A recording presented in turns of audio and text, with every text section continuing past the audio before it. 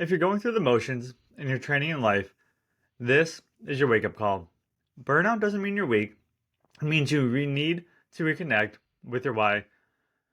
Welcome back to the Hybrid Athlete Dad Podcast. Super excited to have you here today. And in today's episode, we're going to be talking about how to reignite your fire when you feel burned out.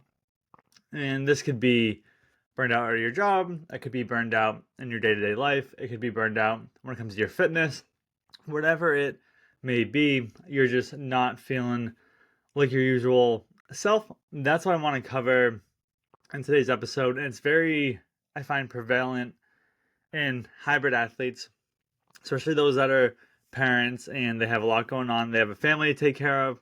You're trying to get your workout routines in. You're trying to show up at your job. And there's just a lot going on. There's a lot of demands. There's a lot of pressures. So just want to be going over that in today's episode. Now, before I dive into today's episode, I like to go over anything that's going on in my life when it comes to fitness, when it comes to nutrition, anything that I think that you may find interesting. Kick off today's episode. I was reading a book, finished it, called The Dream. Hopefully I pronounced it right. Dreams of El Dorado. I wanted to make sure I didn't say The Dreams of El Dorado, but Dreams of El Dorado.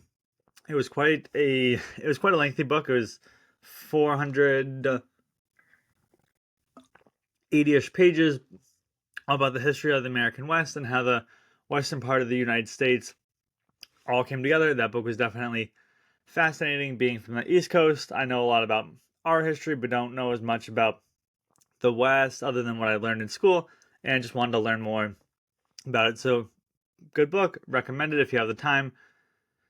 New book that I am reading is called Pale Horse by Scott Payne. And on the front of the book, he talks about how he went undercover to expose America's neo-Nazis. But I find that the book is more interesting than that. I believe I heard him on the Joe Rogan podcast. I was like, this guy sounds like he has some wild stories. Let me buy his book. So the first story he goes into, he was talking about taking down what's called the Outlaw Motorcycle Club. And they have chapters all over the U.S. But this particular Outlaw Motorcycle Club that he was looking to take down was in Taunton and Brockton, Massachusetts. Being from Massachusetts, very familiar with those areas. Taunton was about 30 minutes from me. Brockton about 40 minutes, so you can very much relate to where those locations are. So just a fascinating read about how he infiltrated himself into the motorcycle club, gained their trust, and built over years of hard work. Eventually was able to take them down. Don't want to give away too much of the book, but I've read that so far, about 100 pages in. It's a fascinating, interesting read. And really for me, for books right now, just trying to read books that are interesting, that tell stories, just things that I haven't heard of that I just find that are interesting. And every now and then I'll just go out and I'll buy a new book like the one on Pale Horse or Dreams of El Dorado. I'll throw in the occasional business book, but for right now, that's the current book that I'm reading. And again, I highly recommend checking it out. It's kind of wild, to be honest, how he went undercover and how he honestly stayed alive through it all. That's the book I'm currently reading right now. It's a little bit less than 480-ish pages. Like Dreams of El Dorado, it's about, I think, 225. So probably get it done. Probably finish reading it this week, and we'll see what book to read to next. But that's the book. Now diving to the, I would say, fitness aspect of today's show. So typically when I run, I'll go off and I'll run either Monday, Tuesday, Wednesday, take Thursday off, run Friday, Saturday. Or I'll go Monday, Tuesday, Wednesday, Thursday I'll do 2 miles at the gym, Friday, Saturday. So just varies on the week depending on whether or not I'm doing a long run. If I'm doing a 10-mile run, I'll take Thursdays off. If I'm doing a 7-mile run, I'll end up running on Thursday if I'm doing a 7-mile run that week. Gosh, I couldn't. I was like trying to figure out the routine there. So with that said, so last week I knew that I was gonna have a busy week at work, and I don't want to be stressed out at the end of the week, knowing like if I want to get my long run in, Plus, I have a lot of work going on. So what I did is on Monday, I did my usual 5. Tuesday, instead of doing 7, I ended up doing 8. Wednesday, instead of doing 5, I did 6. Thursday, I did 6. So that came out to 25 miles. And then it was Friday. I was like, do I want to run 5 on Friday and have the full weekend just off to rest and recover? Or do I want to take Friday off from just running? I already lifted in the morning and run on Saturday. So looking at the weather on Saturday, the weather in the morning wasn't looking great. There's about 80% chance of strong, heavy rain coming in the morning. I was like, you know what? Let's just go do this. It wasn't definitely wasn't the easiest. I could definitely feel it when I was done with the run in my legs. Just the bones being sore from just running pretty decent distances for 5 days in a row. But I finished the week off. I was happy, satisfied, and just it's like it was nice to it was nice to have a Saturday off. I haven't had a Saturday off in God, I can't remember. It had been a pretty long time. So that was nice. So got back out this week and back into the usual routine and just trying to figure out what I want to do with the 10-mile run this week. Do I want to do it on a Tuesday? Do I want to do it on Friday? It's our daughter's birthday coming up. We have a lot of family coming over and planning for the party. Friday, it's going to be on Saturday, but on Friday, do I want to just take it easy? So trying to figure it out this week, but for right now, I'm probably going to stick to that usual 5-6-5 day off 10-5 schedule and see how that feels this week. Now, diving into today's episode, which is how to reignite your fire when you feel burned out.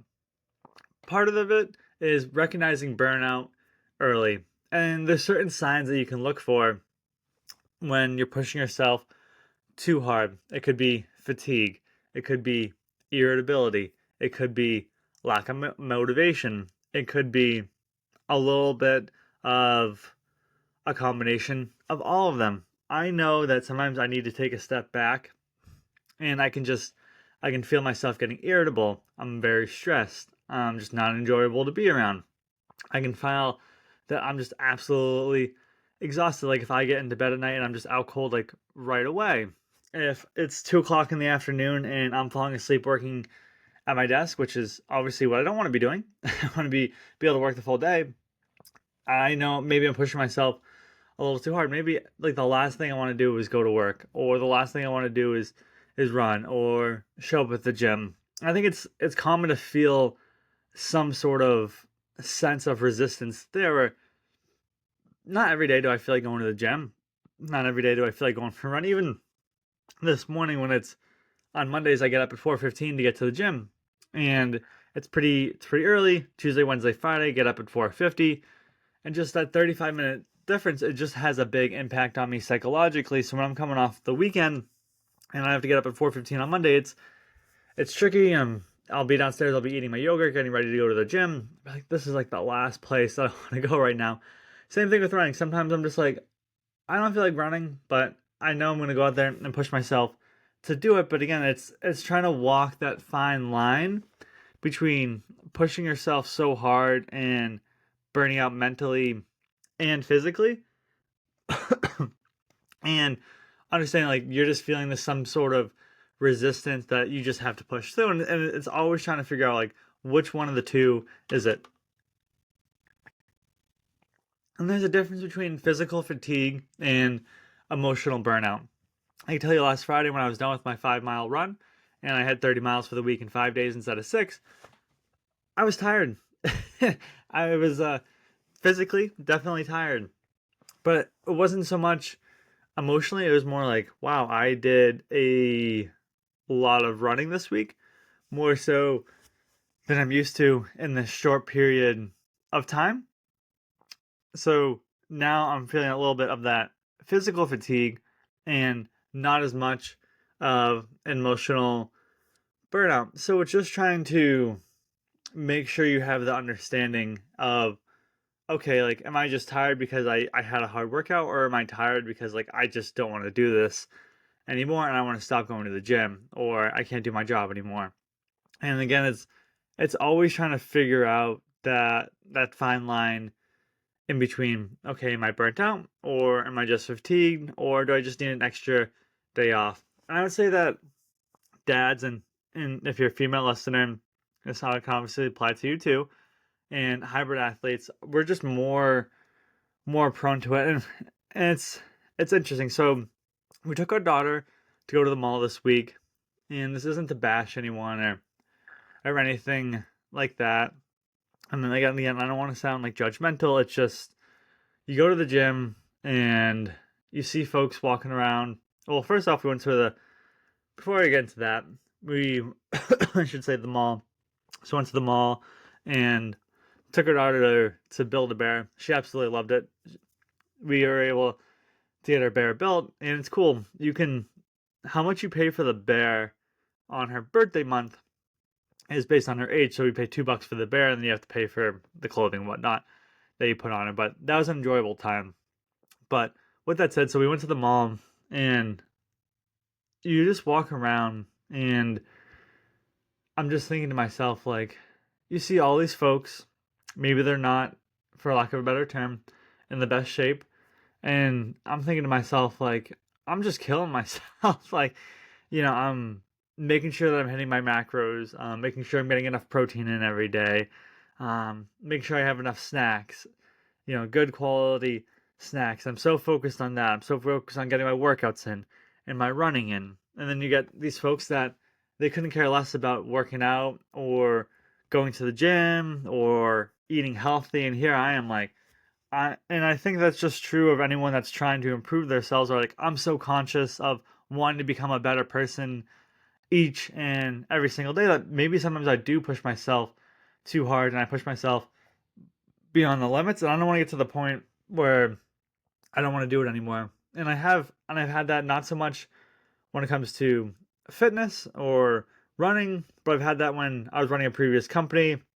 This was not a company I run now, but back in the day I was running a company and it was all about motivation, and I was just gung ho running the company, go to bed at 8 p.m., wake up at 3 a.m., and just get to work on the company. And we just do that day after day after day. Wouldn't spend any time with friends. Weekend, same thing, work, work, work, work, work. Would go to was in college at the time as well, so I had classes, and after about 2 years of doing that, I couldn't do it anymore. I went to my business partner. I was like, "Hey, you take over the business.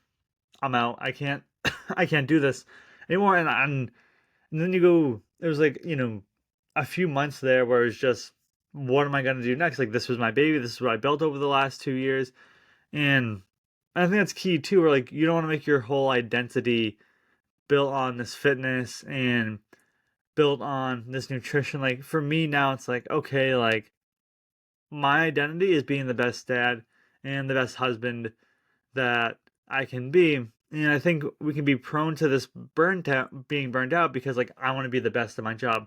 I want to be the best father. I want to be the best husband. I want to be the best fitness person, athlete, whatever you want to call it.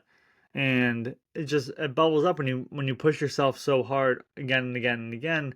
It's easy just to be like, okay, stop. Like, I'm having a midlife crisis. I don't want to do this anymore. And this isn't to say like you shouldn't push yourself. Just knowing like, okay, how hard am I going to push myself, and is there a time where I maybe need to take a step back and focus on myself and my mental health a little bit more. Now, I know I just talked a little bit about the story when I was running the previous business and really what that burned out. Look, for me, and it was trying to pick up the pieces, and that was definitely it was a challenging time, but it was an opportunity for me to take a step backwards. And to give you even more context on it, so I had been running that company, and again, it ended up just falling through, not working out with my particular business partner. And at that time, I didn't have a summer job. So it was the middle of the summer, told my business partner, hey, I'm out. Don't have a job going on. And I had to, and, very nice, but I went back to my old manager. So this is a job I worked throughout high school. Very simple job of just like a local ice cream store, scooping ice cream. And went back to her and was like, hey, do you mind if I just work a few days a week if you have an availability? And it was definitely tough.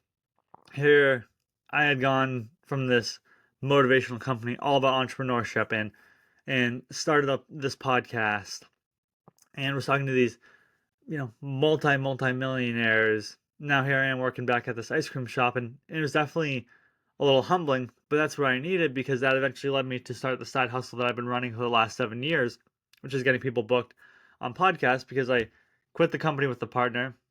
Then I worked at this ice cream stand for pretty much until the end of the season. Then I started freelancing, picked up freelance gigs, and then eventually that led to the company that I run now. But looking back on it now, was that necessarily the best scenario? Should I maybe have cut back and kept running the company with the partner? Who knows to say, but it definitely impacted me physically and emotionally. And again, I don't want you to get to that place where you just push yourself so hard that you just burned out and you just don't want to do it anymore. And it's easy to, in the back of my mind, it was like I know what is going on. I can feel myself not enjoying as much being around friends and family, not as much enjoying working out, and just ignoring it until it caught up with me. And again, there's a difference where sometimes I'm working out, I'm just bored of working out, to be honest. And that's when I know, like, okay, I have to go and switch my workout routine. And that's not me being burned out. That's just me being like, okay, like I've done bench press like 3 months, 4 months in a row. I really just have to switch and try to do something different. Same thing with running. Sometimes I'll run the same loop like over and over and over and over and over again. I'm like, I gotta run somewhere else. I can't just keep running through this neighborhood this week. But being burned out is just, having that lack of motivation. And you can really tell, like, if you're a hybrid athlete and you're pushing yourself and all of a sudden you stop setting goals, you stop challenging yourself, that's when you can start to see a little bit of the burnout on the horizon. Sometimes it's all about the power of stepping back, which is giving yourself permission to pause. Maybe I just take some time off from whatever I'm doing if I can allow it, and I just give myself some time to think. Maybe I journal more. Maybe I meditate more. But again, it's just giving yourself that permission to pause. It's swapping intensity for intention. Maybe it's having lower volume weeks.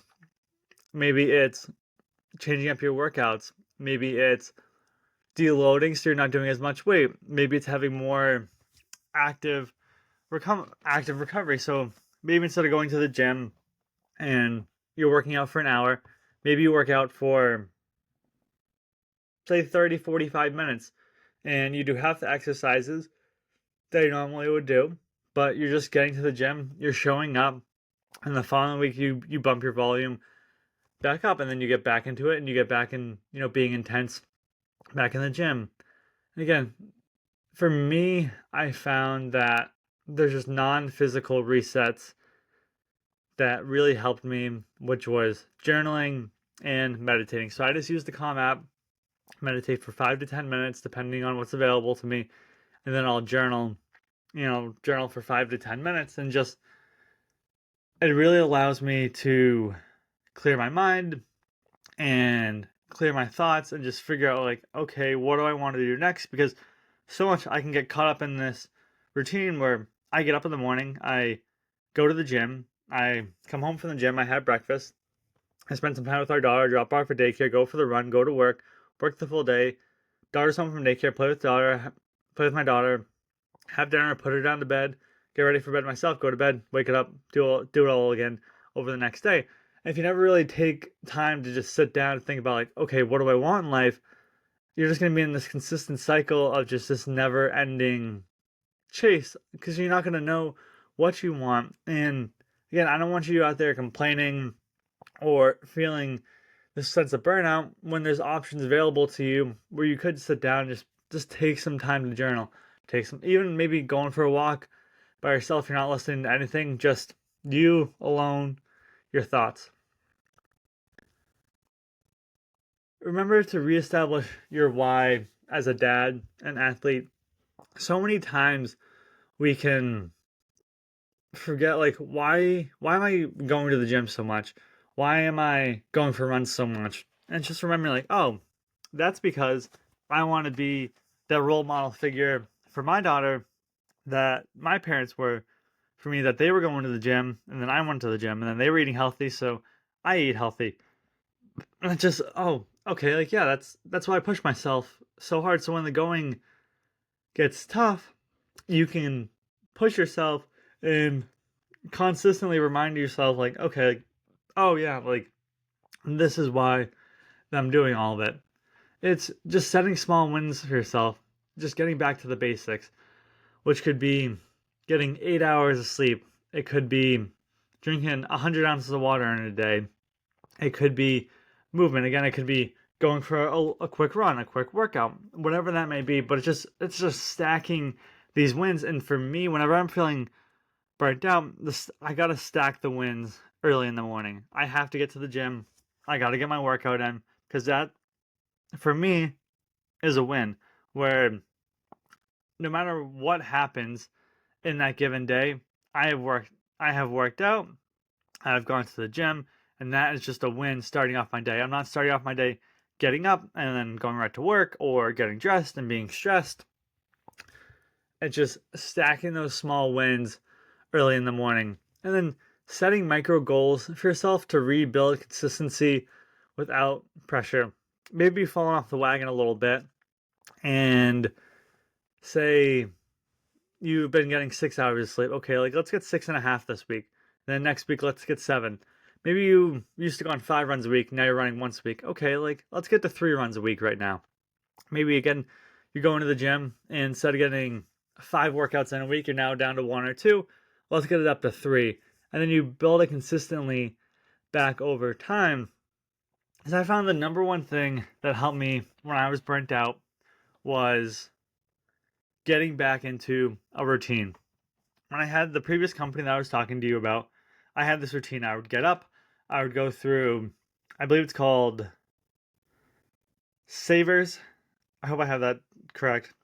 I don't do them anymore. I kind of swapped them out for my own routine, but it's in the book. It's from the book Miracle Morning by Hal Elrod, and he goes through a whole morning routine. So I had the whole routine.